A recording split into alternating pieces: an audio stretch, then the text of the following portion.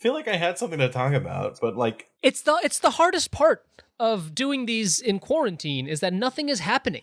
I know, like I just kind of figured if baseball were going on, that's all we'd be. Right, we've been talking about a lot of baseball. Man, remember baseball? We are. When the fucking Korean league or the Taiwanese league starts, the Chinese Professional Baseball League, Rakuten Monkeys. Hell yeah! I am.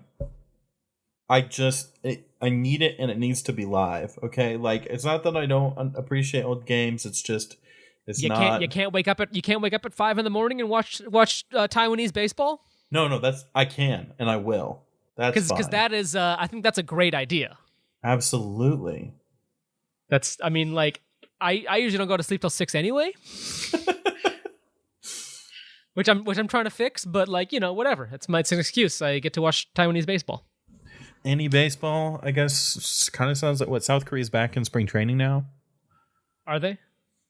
If South Korea in baseball, like South Korea is better at baseball than Taiwan. Presumably we get better players in the major leagues from Korea than we do from Taiwan. So I'd presume that South Korean baseball will be higher quality than Taiwanese baseball. And then on top of that, I think there's also more of an English-speaking population in South Korea, so you might also get more English broadcasts.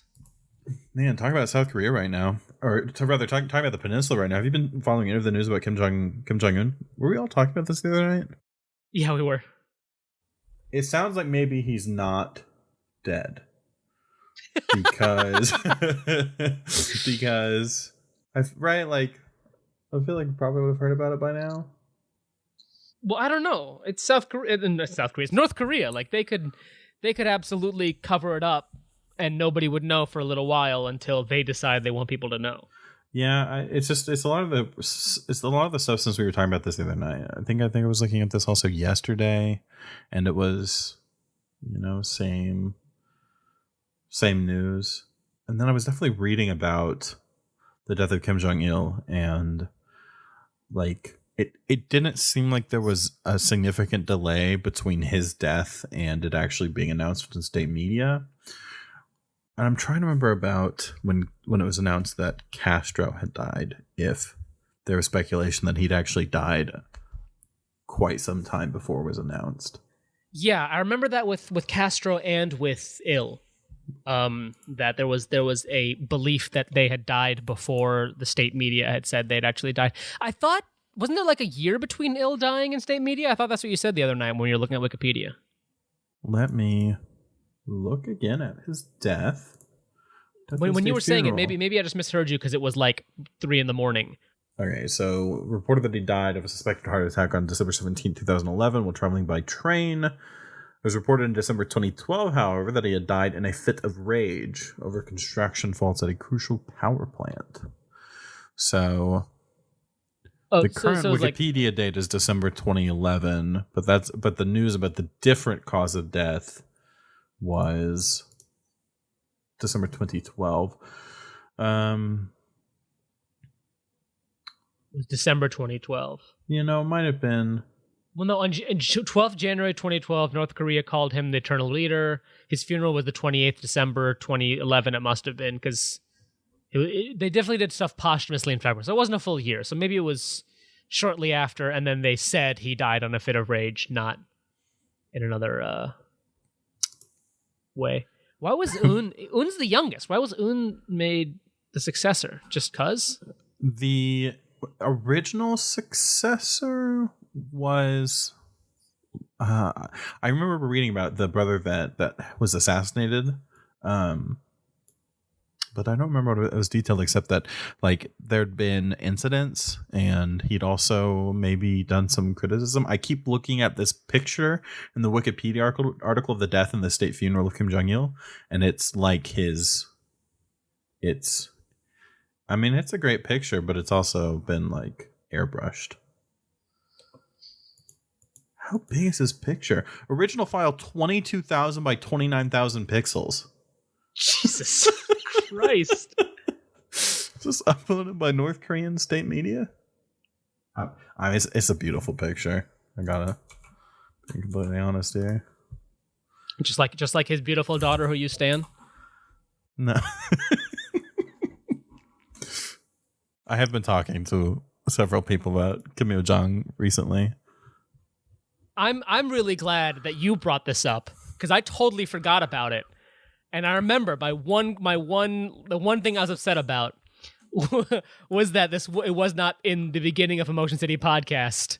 No, that you were talking about. You were talking about how attractive Kim Yo Jong is, and how if you kind of said it, and no problem. I have no problem.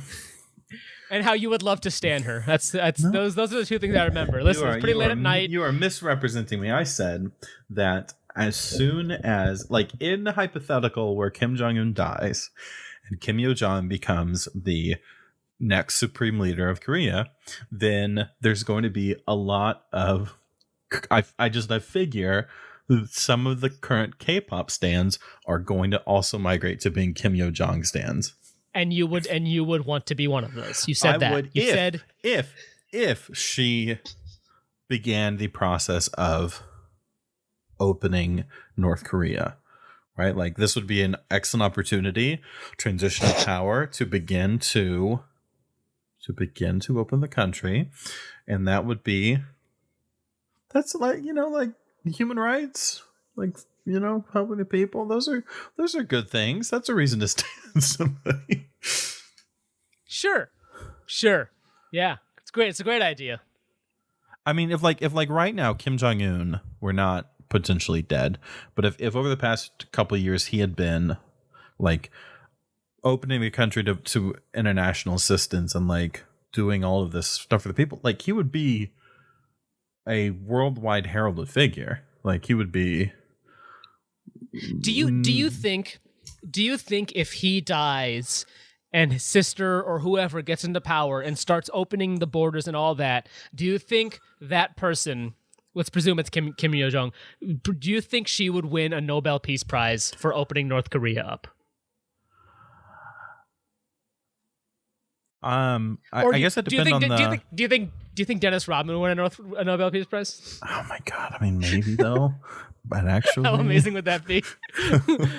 that would be an amazing idea. If it would depend on what they like ultimately did. But like the person who, if she took power and was like, hey, now that my brother is dead, we can start unfucking this situation. Like, it's one of those things I'm sensitive about is that, like, our information about the events of North Korea are probably, at least, like, are pretty curated. So, like, while I don't doubt that it's such a significant shift that, like, things in North Korea are really good, I at least want to be sensitive to like the information that I receive about North Korea. I don't really have a way of like vetting, except to hope that the person bringing it to me is, I'm also not going hard to the other side of saying like, oh no, it's I'm sure it's a paradise there. Just, yeah, I don't know. Yeah, I think saying that on a recorded podcast would be a bad idea.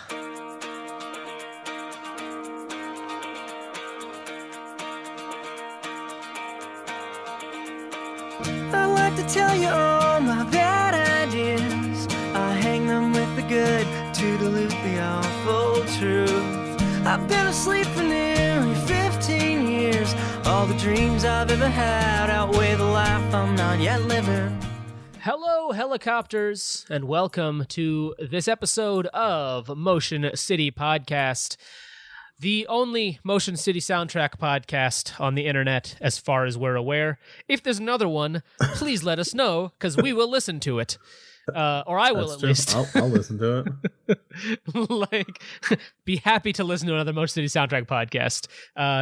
Just don't think there is one. I, of course, am your host. Motion City soundtrack stuff. I listen to Tony's podcast. That's good. That's true. Yeah. Nice voice. Our albums. I am Naim Siddiqui, your host. Joining me, as always, is the co-host of this show, Jake Walden. How's it going, Jake? Every day's the same. Yep. Same as always. Same as it ever was. This is not my beautiful wife. This is not my beautiful house.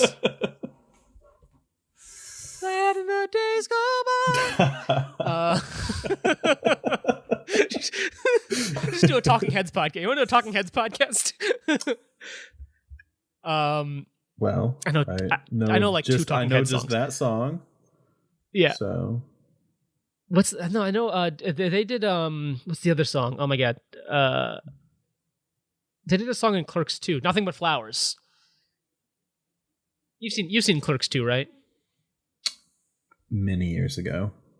Oh, well, the beginning song, like after the quick stop burns down, when Dante's driving around and picking Randall up to go to work at movies, there's a Talking Heads song called Nothing But Flowers. I like that song. You watched Clerks 2?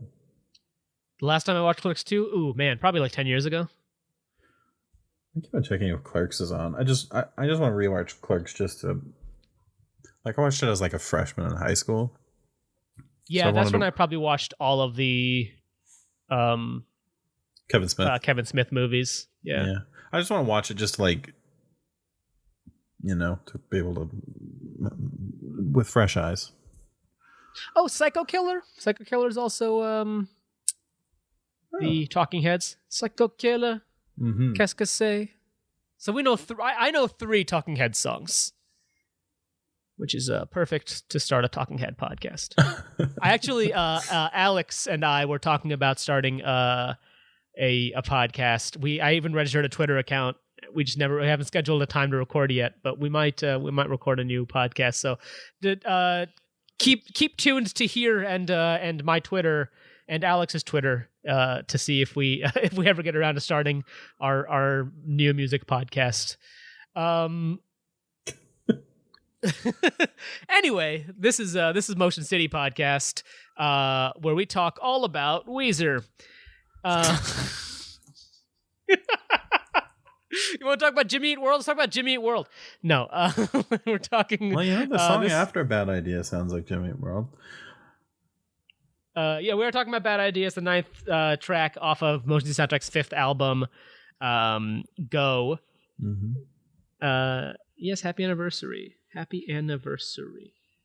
That's such a weird looking word. I swear to God, I'm sober. Oh, there's a CD in here too. I just found out that I bought this record at the Milwaukee show on February 14th. You bought the Go this record. year. I bought the record for Go, yeah. And I already had it on CD. Like I had the CD is in my car. But I think I just opened it for the first time today when Jake was asking about something before we recorded. And I just was taking the record out to check something, and it turns out the record also came with a Go CD. So now I have 2 CDs of Go. Nice. So maybe we'll do a giveaway. Maybe we'll give away my second Go CD because I don't need 2 of them. I'm happy with the one I have and the record. You're gonna vote for the CD player in your room and one for your car. I don't have a CD player in my room. I guess I have the PS4. But like I have 2 Google Homes and a Google Chromecast Audio to play music off of, and a computer that does not have a CD player. This is that conversation I was having with my mother. We have a Google Home. They have the fancy. I have a record player in my room, but I do not have a CD player in my room. But I have like 4 different Bluetooth audio devices in my room. Like there's so many ways for me to play audio in my room. The only CD player I have, like I said, is the PlayStation 4. Is the only, I think, optical drive in my room. That's not true. I think there's like 3 other optical drives in my room in like parts that I don't use. Like I think I have the optical the laptop drive you use as a cup holder, as a coaster. As a coaster. That one. I don't know if I put the optical drive back in there. That one, I had 2 hard drives in there, and I took one of the hard drives out and put the other one in because I had the hard drive crashed. Weirdly, the solid state drive is the one that crashed. Very strange. I've had that doesn't normally happen. What's that? You've had that happen? Yeah, but it was really annoying. I got the solid state drive with the intention that it wouldn't crash, but the other drive also had Mac OS on it, so I just swapped drives and it was fine. But that one came with an optical drive. But I took the optical drive out to put the other hard drive in because I'd never used the optical drive. And I don't know if I put the optical drive back in or if it's just like in a box somewhere. And then the PS3 is actually downstairs. So I think I have one other optical drive in this room, which is either in the computer or not. It's just somewhere. I don't think there's a third optical drive in my room. I'm wondering if there's a part in my room that's an optical drive somewhere, but I don't think so. I haven't built a computer with an optical drive. I haven't had a computer with an optical drive besides that one from 2013. Besides that, which I replaced in 2015. Yeah, who needs an optical drive? Someone who wants to watch DVDs on their computer. Who watches DVDs on their computer? Me. Why? Because I have lots of DVDs. Yeah, but I have lots of DVDs too, but I either stream them or if I very, very rarely want to watch them, I pop them in my PS4 and watch them on the TV. Well, I don't like watching, especially a movie I've seen before. I'd, typically want to do something else while watching. I know I have plenty of movies that I don't think are streaming anywhere. Well, no, usually the stuff that I own, I buy stuff that I can stream. Oh, no, I'm talking. Well, no, it's like when we were talking about John Tucker Must Die. It's like I'd go to the the vintage stock owned store here, where they'd have a bunch of DVDs for $3 each, and it just buy a bunch of movies. Which by the way, you mentioned vintage stock in the last episode, and I didn't hear you say vintage stock because we did have that in St. Louis. V stock. V stock. Which is the cooler way to say it, I guess. It was at the Chesterfield Mall out of the Barnes and Noble. They took the Barnes and Noble, or it might have been a Borders, I don't know, but whatever it was either going out of business or they just bought it before it went out of business and made it a V stock. So it's a big ass V stock. It's 2 floors. Man, that is a big building. It is. It's awesome. It's not even the whole building. And there's maybe 3 things left. That mall is absolutely dead. The last time I went to that mall, the food court wasn't open. Jesus. There's really 2 things in there. It's the V stock and the AMC. The only reason I went to that mall that time was to see, we were going to see, I think, Toy Story 4. And so I went to the mall. We went, I think we got there early for the movie. Or we watched the movie, and after the movie, we were like, well, you want to run in V-Stock and check it out real quick? So we walked in V-Stock, looked around for some stuff. I don't remember if we bought anything. I actually, speaking of Kevin Smith, I bought my DVD of Dogma there. Nice. I don't know where it is, but it must be in a box somewhere. But it was a special edition DVD of Dogma, which is a movie that, do you know the story behind why Dogma isn't streaming anywhere? No, I don't. John Tucker Must Die is a movie that's not streaming anywhere, but if I wanted to, I could, rent it for $3 on Google Play Movies or whatever. Is straight up not available to stream either? Dogma, you literally, it's not, first, also, John Tucker Must Die is on Hulu, so it's really easy to watch. But, which I feel like it wasn't when I watched it, because I definitely torrented it. Anyway, beside the point.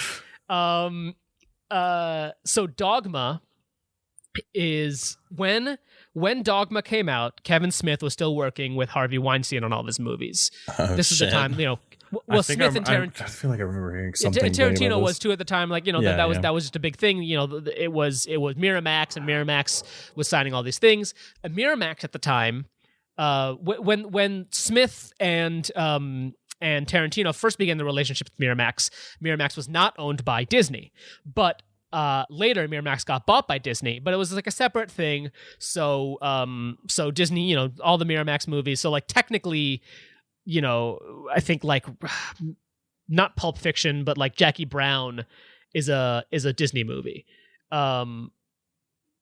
Movies from around that era. Mm-hmm. I don't know. Yeah. Let me see. Miramax was bought by Disney in 1993. So actually, Reservoir Dogs, Pulp Fiction are Disney movies. Not anymore, right? But at the time when they were produced by a company that was owned by Disney. Mm-hmm. So when Dogma came out, Dogma was coming out, and the Catholic League was pissed. Of course. They absolutely, they were this is not happening. You will not release this movie.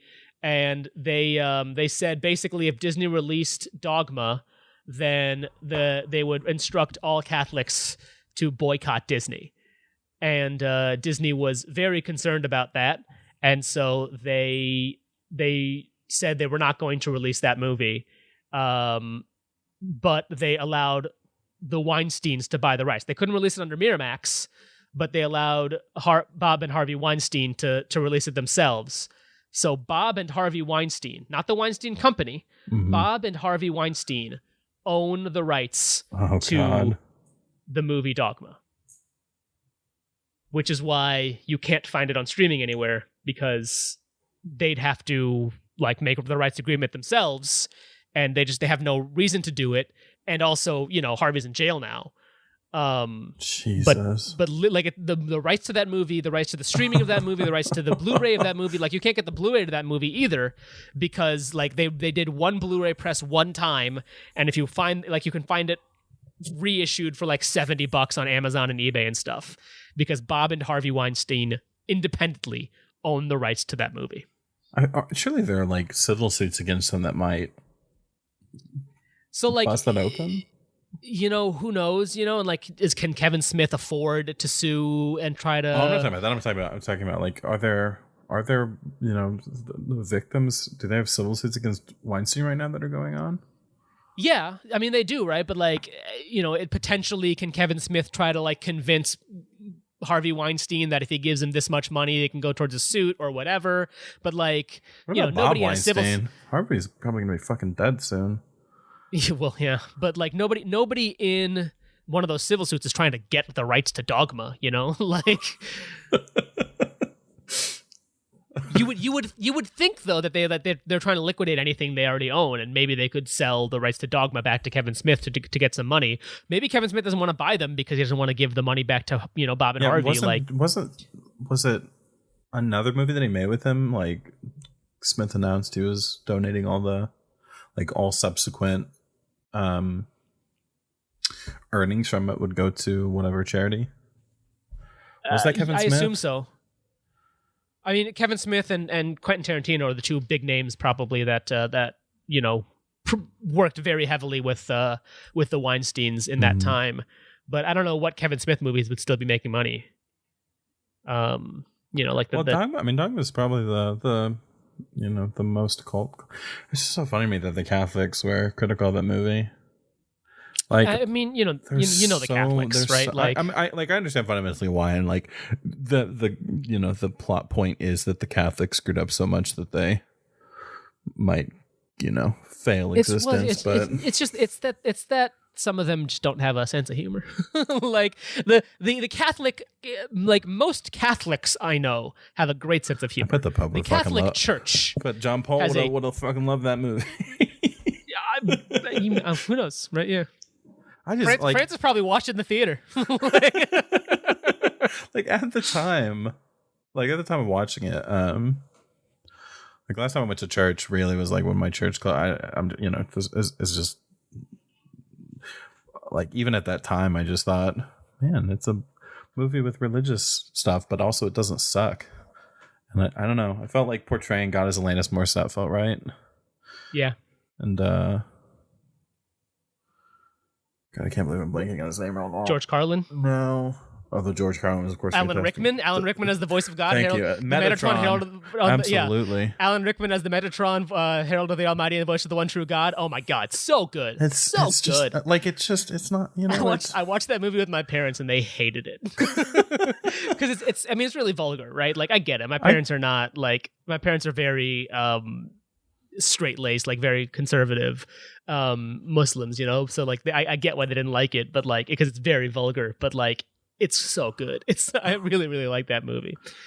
Okay, so now that we've done the Blink 155 30 minutes of talking about something else. Yeah.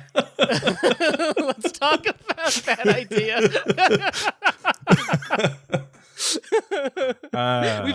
We've been looking for an excuse to do that. So Bad Idea, like we said, is the 9th song off of Go, the 5th Motion City soundtrack album. Jake, you picked this song. Why'd you pick this song particularly? Well, we've only done The Worst Is Yet to Come off of Go. Have we done Did we do? I think we've only done Worst Yet to Come. Yeah.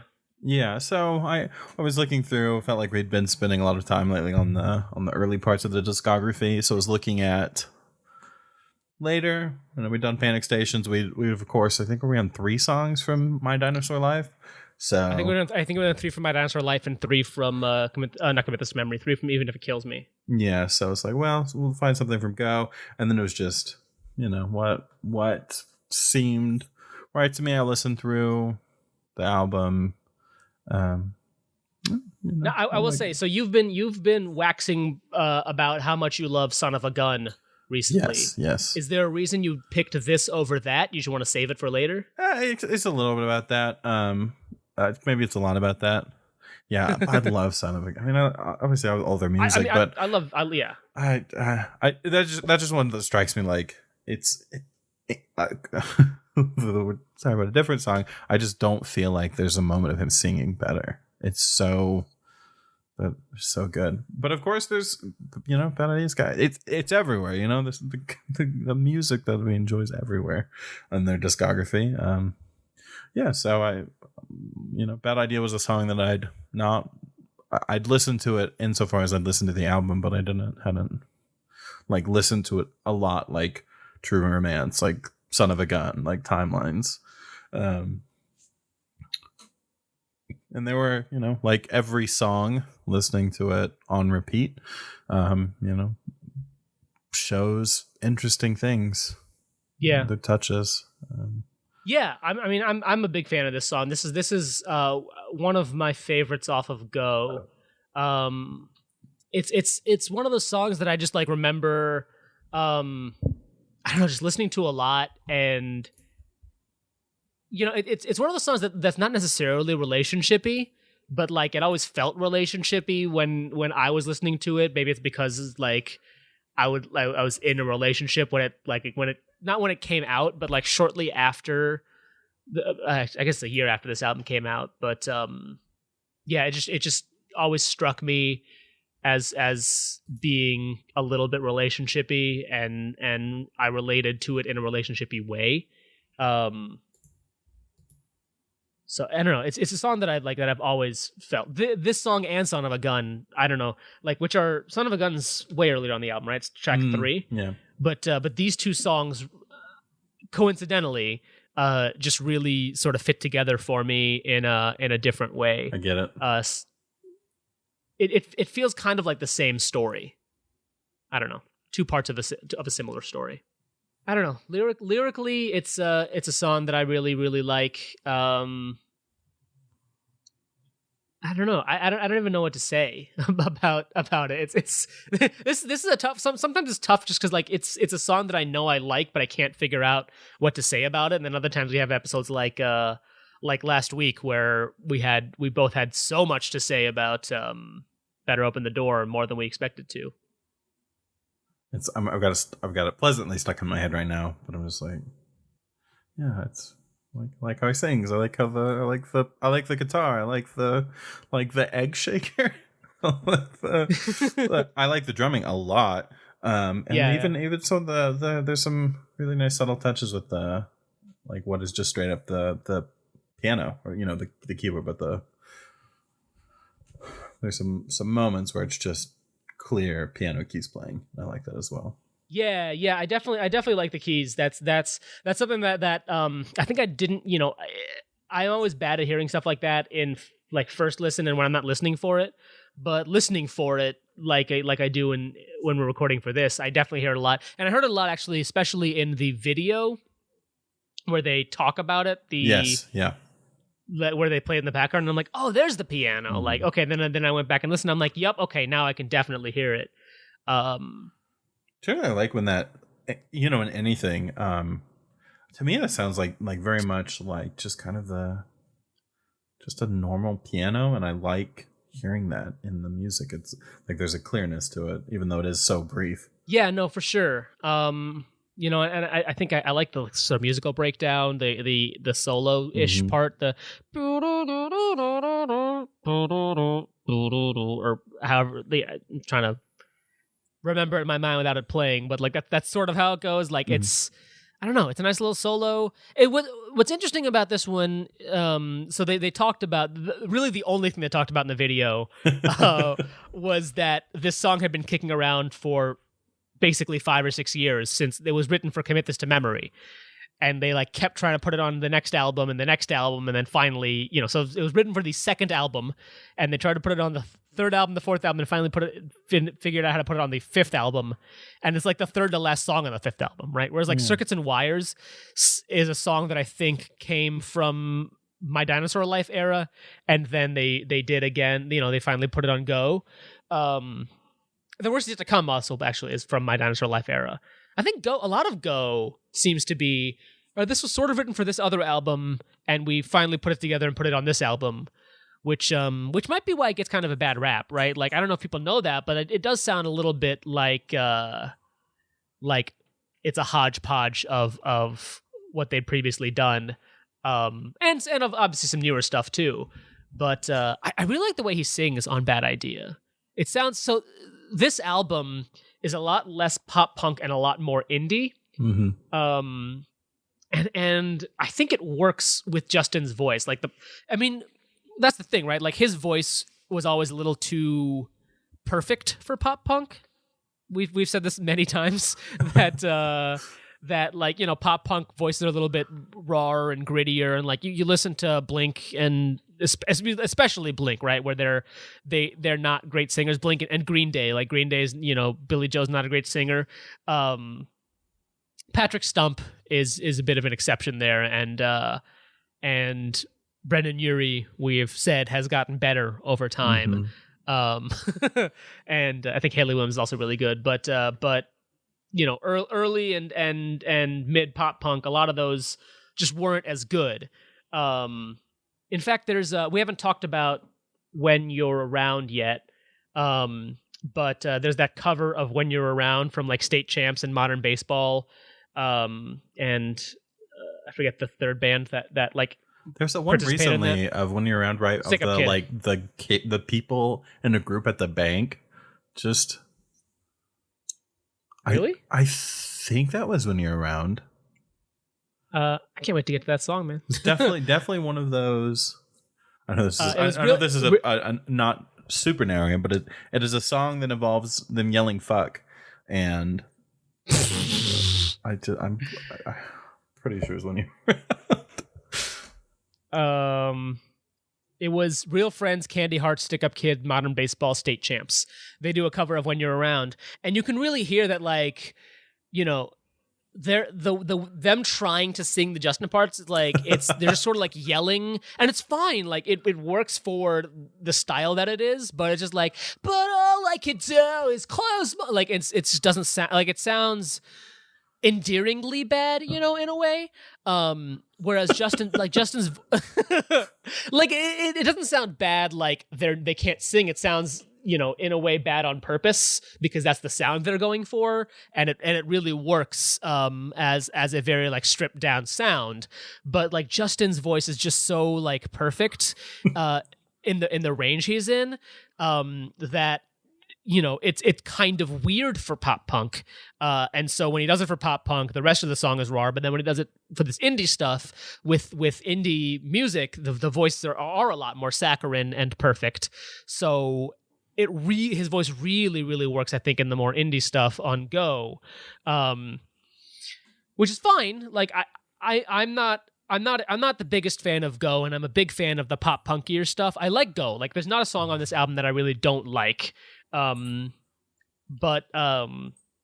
this is a song that I do particularly do like, but it is interesting that with the indier stuff, Justin's voice makes more sense, but it's nice to hear the difference between his voice being, I'm saying perfect. Like perfect is maybe. No, I understand what you're saying. No, I'm liking this realization that you're having, that the songs like this and like Son of a Gun and also like True Romance, that I think of as particular moments of really liking Justin singing. As you're pointing out, here comes on the indier.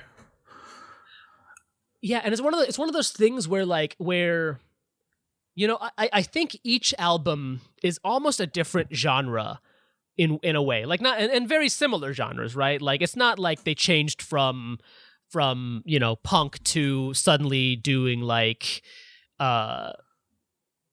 country, you know, or gospel or R&B, but like they're all you know they're all in the same sphere, but like. You know, I think I Am the Movie is pop punk. Commit This to Memory is a little bit more emo. Even If It Kills Me is very like power pop in a different way, which again makes sense. We talked about a couple weeks ago with that Adam Schlesinger was one of the greatest power pop producers and writers. You know, and so like it makes sense that the album that he did a big part of producing was very power poppy, and also Rick Ocasek of the Cars. By the way, this album Go that we're talking about was produced by Ed Ackerson, who also has unfortunately passed away. He died late last year, I think October or November of last year. Yeah, and then My Dinosaur Life is a little bit more, I think. I don't know. It's a little bit pop punkier again. I think that's a little bit more emo. Like it's a little more emo but it's like a grungier emo, like a grittier reminds me emo. of like a lot of the alt rock I'd listen to. Yeah, like it's very like alt hardcore, like not hardcore, you know, but I don't know. And then Panic Stations I think goes back to be a little bit more pop punk, alternative indie. Sort of going back to their roots, but it seems like in the middle there, especially, there's like distinct. You know, Commit This to Memory is more of an emo album. Even If It Kills Me is more of a power pop album. My Dinosaur Life is more of a pop punk album with hardcore influences, and then Go is more of an indie rock album. So it's always really cool to see them explore, you know. And we talked whenever we talk about I Am the Movie and we talk about that live acoustic set they did, which reportedly there's like a recorded alternative versions of that whole album that they just haven't released. That Josh has kind of hinted a little bit at, and in some cases like outright talked about some of the the recording, the secret recordings that have yet to make the light of day. And we talked about Capital H, which had one of those on the exclusive 7-inch vinyl from the tour, which I still need to send you the one I bought for you.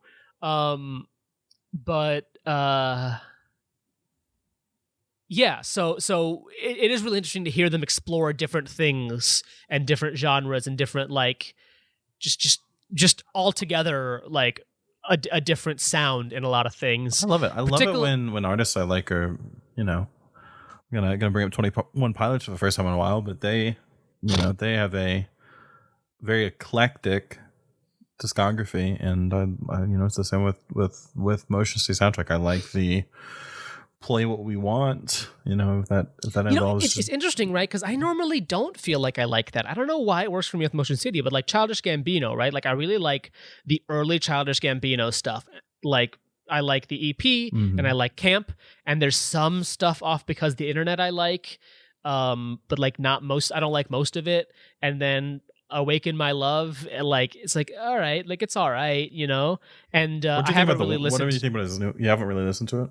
I haven't listened to a lot of it. No, like I need to go and listen to a lot more of it. But it's I listened to parts of it and it seems fine, but it's just like it's he's somebody who changes stuff, and I'm like, all right, like I get it, but like I don't know if I'm about it.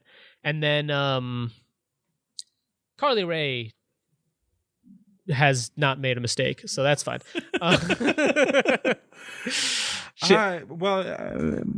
guess I think of that as happening less with Donald Glover, because that sphere of music, hip hop, R&B, alternative R&B, already feels like they have so much experimentation that I'm not really surprised. No, that's true. Right, now, I haven't listened to the latest Weeknd album, but like he's somebody who I know does a lot of experimentation and changing around stuff. It's good. His voice is so good. And I hear nothing but like really positive stuff about him, about his album, his new album, and all that stuff. Just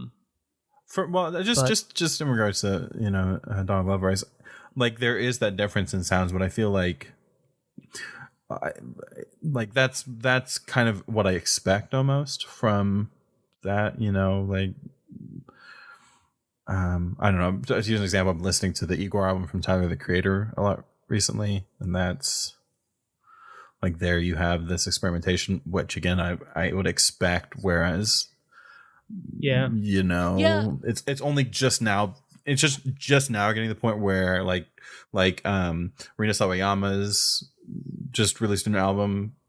It's pop, but there's a lot of experimentation. Dua Lipa released an album a few weeks ago. Again, experimentation. So that's now coming, but where I feel like it's interesting, right? Because like with other bands I like a lot. So like I like Blink-182 a lot, but like the later stuff is a little different from the earlier stuff, and I'm not a huge fan of it. Like even some parts of Self Untitled, which everyone really loves that album. I'm like, yeah, but it's just like, I don't know. I really like Enema. I'm not a huge fan of Untitled. And like Neighborhoods is right out, you know, like I kind of like California, but that's the one without Tom DeLonge, right? And like it's barely even Blink without Tom DeLonge. But then like, you know, like OK Go, like I definitely like their early stuff is very different from their later stuff. Like their second album, Oh No, that's the one with Here It Goes Again, and that is like a power pop. I love those videos, but album. I've not listened to their. I don't think I've listened to a single song that they don't have one of their music videos accompanying.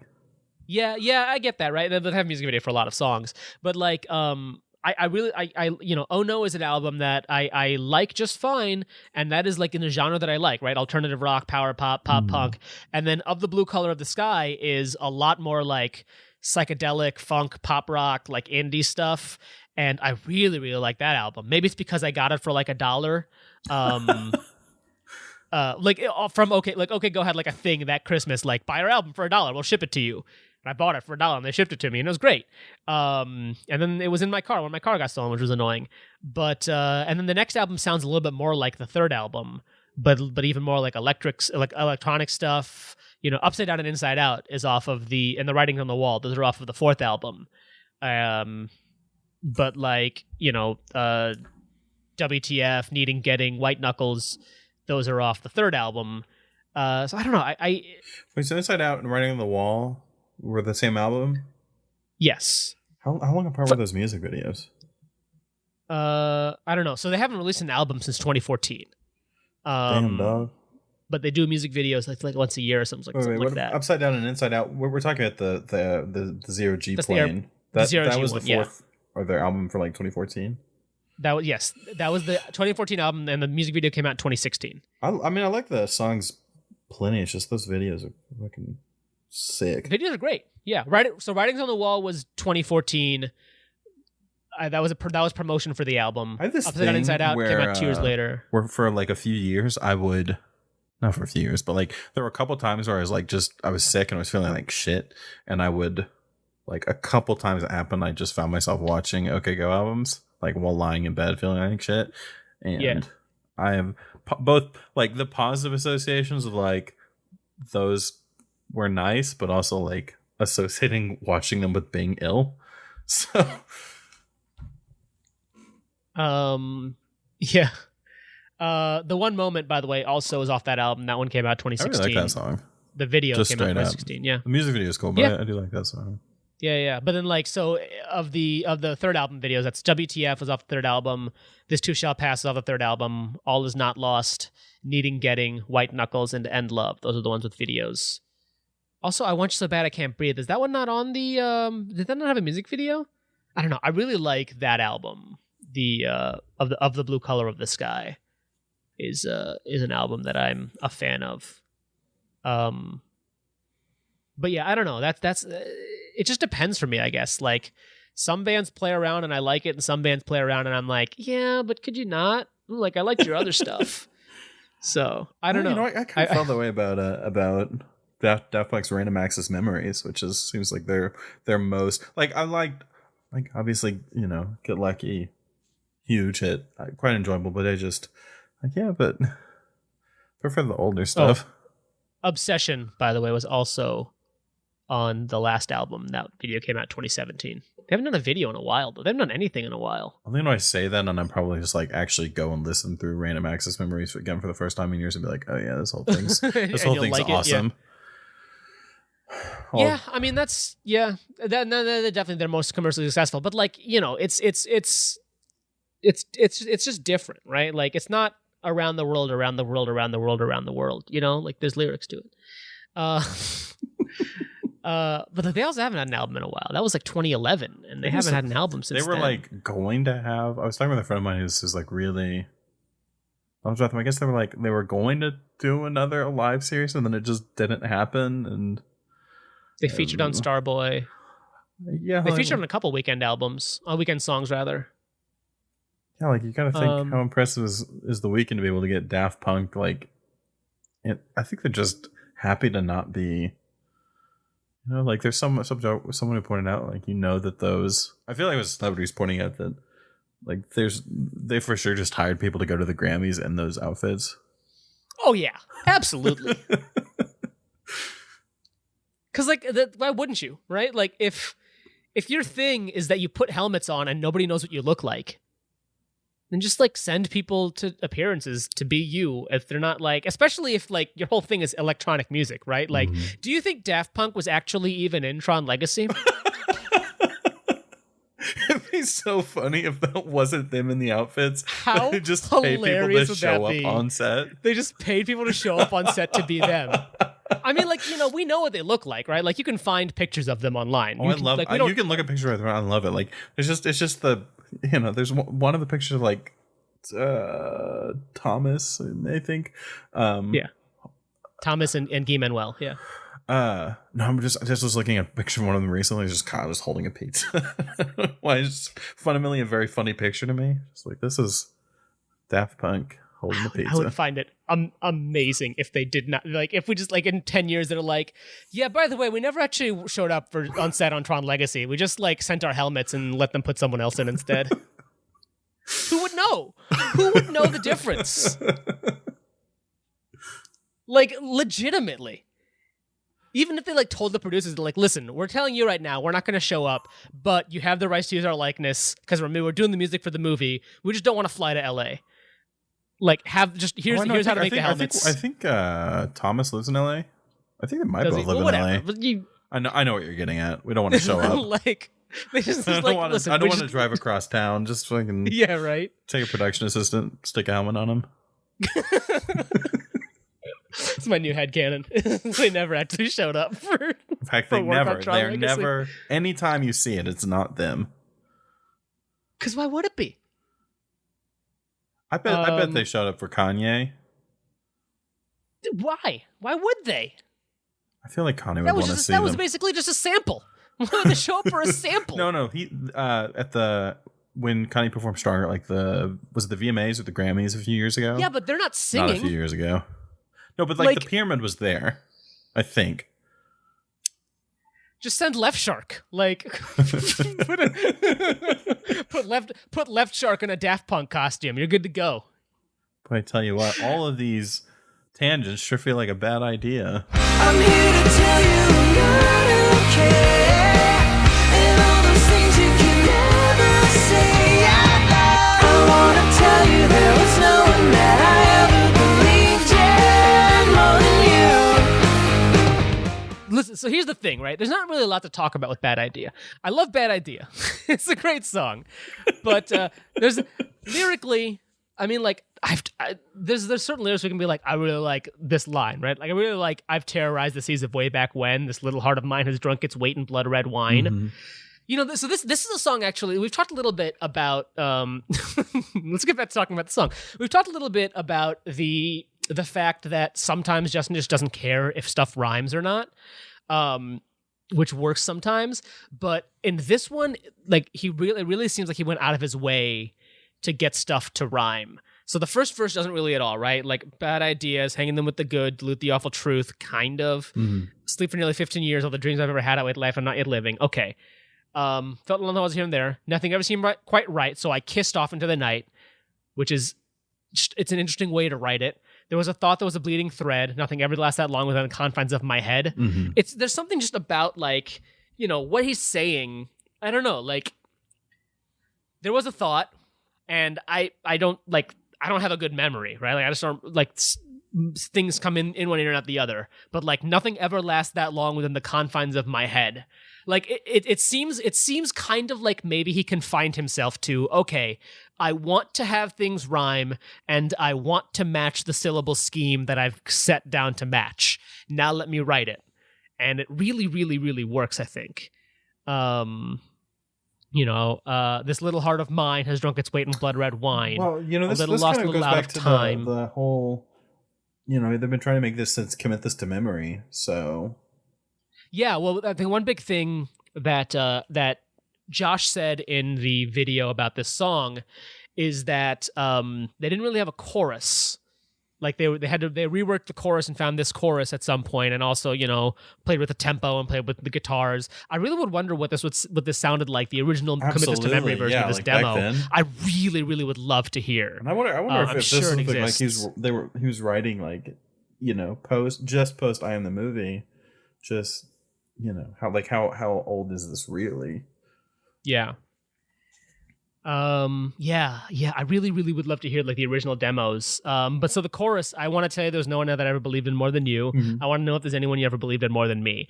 And I'm here to tell you I'm not okay. All those things I can never say out loud. I think that's also really it's a pre-chorus, I guess.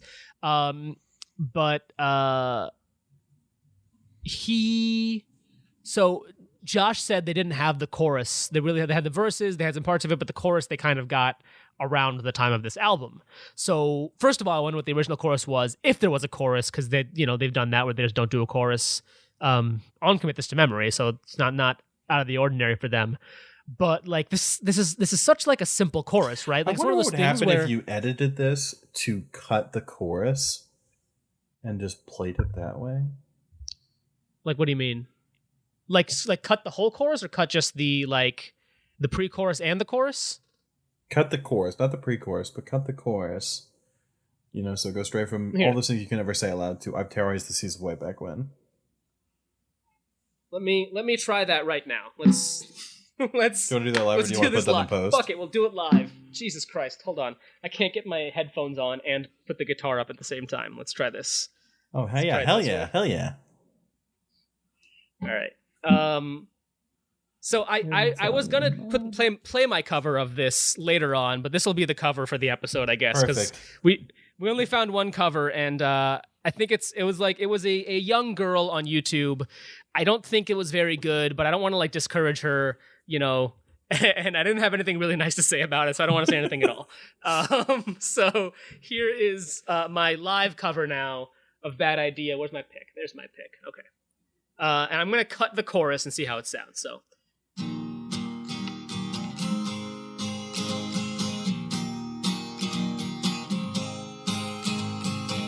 I'd like to tell you all my bad ideas. I hang them with the good to dilute the awful truth. I've been asleep for nearly 15 years. All the dreams I've ever had outweigh the life I'm not yet living.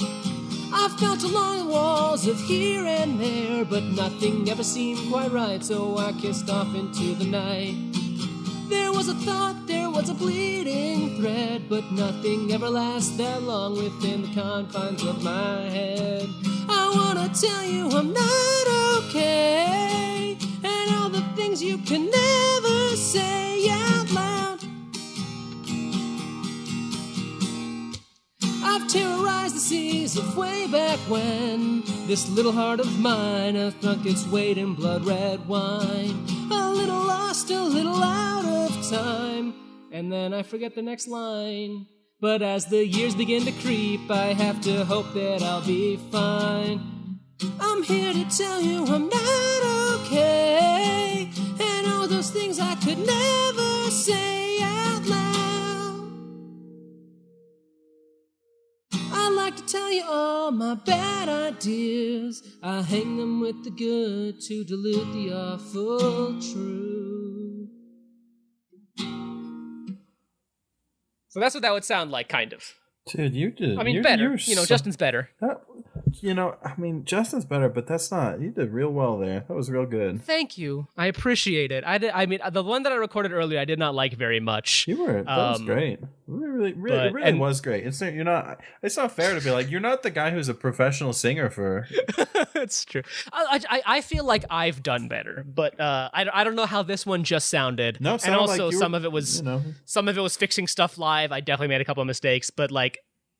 It is interesting, right? Know, it's weird. It sounds like if the chorus replaced with a little bit of a music break, it almost sounds like it could have been like I don't know. At first my expectation, with the expectation being that it goes into the chorus, you're thinking, oh, like no, that's not right. But then it's like I don't know. It kind of felt. It's also, I mean, if you're thinking of a commit this to memory, right, it would be a little less acoustic, right? I played it on an acoustic guitar. You would probably have driving more Moog and driving electric guitars and I don't know how the drums would be, but probably that's an interesting thing that I've wanted to be a little harder talking about the drums on the chorus specifically because this is as I was saying earlier something that popped out to me. I don't know if you noticed this in the chorus, but the drums are going really along the beat and it's I want to tell you that there was no one that I ever I'm butchering the beat there, but it's in preparing for this I was also listening to other songs on Go, like specifically trying to listen for the drum accompaniment to the lyrics, and I feel like this is something I notice or something I feel like I'm beginning to be trained to notice, which is when he is like when the drum and the lyric are like in exact harmony. Mm-hmm. That's something I really enjoy, and that's something that I, at least notice here. Didn't notice it on Worst Is Yet to Come or Happy Anniversary, also early on when I was listening to True Romance. Where I still like the drums, but it's nothing as much as, like where it feels like you're hearing again. I want to tell you that there was no one which I really liked. Yeah. All right. Well, we did covers. We did. Is there anything else you want to talk about? Any other? Just kind of, I think the meaning's also pretty. It's not maybe not super clear, but also not ambiguous. Yeah, I mean, it's I don't know. It's pretty straightforward, right? Like bad ideas, relationships, not okay. Kind of. It can be relationshipy, but like it's just little heart of mine drunk his weight in blood red wine. He was an alcoholic. Mm-hmm. Hope that I'll be fine. Like it's it's a song a little bit about anxiety. I think mostly about anxiety, right? Like it's sort of all the dreams I've ever had. I would laugh, not yet living. Asleep for nearly 15 years. Honestly. The more I read it, the more I think it's probably just about his alcoholism, right? Been asleep for nearly 15 years. This is 2012. He got sober before the last album, 2010. And, probably been an alcoholic for about 15 years. Like that's reasonable.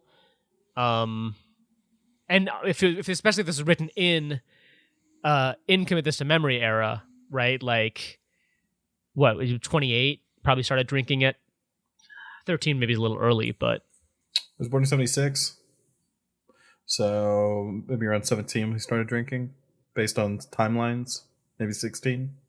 Well, yeah, on this song, right? But like, if we assume that it was written, Commit This to Memory, so like 92, 93, 15 years, I mean, it does, Well, if 1990. If we're assuming it was written around the time of Commit This to Memory, I think some of it, but it's possible. I mean, it could have changed, right? I've been asleep for nearly 7 years, changes to 12 years, 13 years, whatever works lyrically. We talked about that in the Here Away, right? Like, does 80 back in 1984 makes more sense than 1987 lyrically? So it just changed it a little bit. All the dreams I've ever had outweigh the life I'm not yet living. Also seems more like I don't know. It seems both like something he could say retrospectively, but also something he could say, like as he is just beginning. Yeah, I think a lot of it is regret coupled with anxiety, coupled with the alcoholism. Yeah. The one person on Song Meaning seems to be about coming to terms with unhappiness in your current status / phase in life. So, I mean, like, yeah, for sure. Yeah. I like it though. I'm a fan. But I do like, as the years begin to creep, I have to hope that I'll be fine. I think as again, like regret, I think it's everything in one, right? Regret, anxiety, hope that I'll be fine. Future freaks me out. And then the alcoholism, like as I get older and older, I gotta hope that like, maybe this disease doesn't fucking kill me. I don't know. I don't remember how many times he's gone to rehab. Because I think it was after, even if it kills me, that he really went into rehab. And maybe parts of these were written, after, who knows how many of the lyrics are the same from the Commit This to Memory version to the Go version, like it's fully reasonable to assume that parts of it were written later. We talked about Antonia, where different versions had different lyrics because it's just a list of things, right? Mm-hmm. So, and that's all in one album, let alone I think Even If It Kills Me is another one that like Last Night is one where they added a whole other breakdown. I can't wait to talk about that one because we have the demo again from the Even If It Kills Me 10th anniversary edition. You have the demo where there's a whole other like breakdown section that's added near the end of the song that I think really like adds a lot to it. Absolutely. Many songs I can't wait to talk about. Yeah, In fact, most of them still left. We're 16 in out of 100 and something, so we're over a tenth of the way there. We're not quite going to be Blink 155 length, and our episodes aren't going to be quite Blink 155 length either. Not it's yet. funny because if you listen to early episodes of Blink 155, they talk about how the episodes are recorded super long and then they cut them down a lot, and then like I forget which one. I think Sam tells Josiah, like, stop cutting him down so much. Everyone wants to hear the long versions. And so suddenly episodes go from an hour to 2.5. Yep. Which I think this one's going to be a long one because we talked a lot about other things. So we'll see. Maybe that's what podcasts are these days. is hey, listen, we're going to sit down to ostensibly talk about the thing we want to talk about, but we're not going to talk about that. Any final thoughts on Bad Idea, Jake? I like it. I like it also too. None thoughts. None thoughts. That is it then for this episode of Motion City Podcast. If you want to follow us on Twitter, I am at Kuhan. Jake is at The Boredom Line, no longer at XFIP minus. That account will just redirect you to The Boredom Line, which is nice. And you can follow the show at Motion City Pod. You can email us, motioncitypod@gmail.com, Instagram, Motion City Pod. Follow the band on Instagram. Yeah, I think they really prefer Instagram. A lot of people prefer Instagram. I've never really preferred Instagram, but they seem to. So follow them on Instagram. I think they're pretty much the same as they are on Twitter. Tony as Tony Thaxton, I think. Justin is, I believe, still JCP. Yeah, Tony is Tony Thaxton. Justin is JCP MCS. Jesse is at Jesse Mac. They all use Instagram. Matt is Matthew S. Taylor, I believe. Let me double check. Yes, Matt is Matthew S. Taylor. Who am I missing? Oh, Josh. Josh is Joshua Allen Kane. He, I think, uses Instagram less. Yeah, his last Insta is 4 weeks ago. He tweets a lot.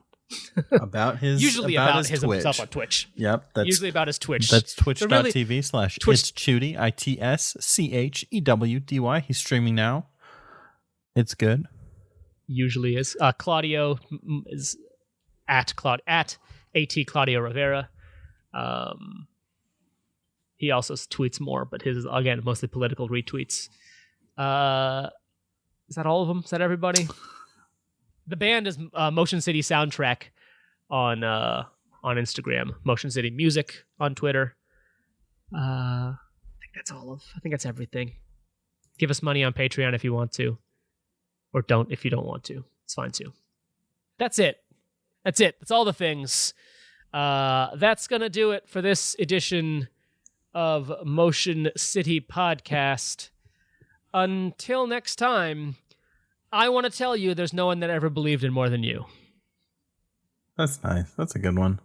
I think it's a good one. I think that's for a maybe.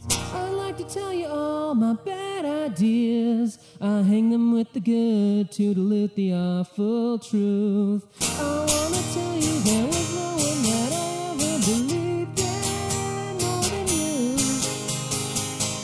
I wanna know if there was anyone you ever believed in more than me.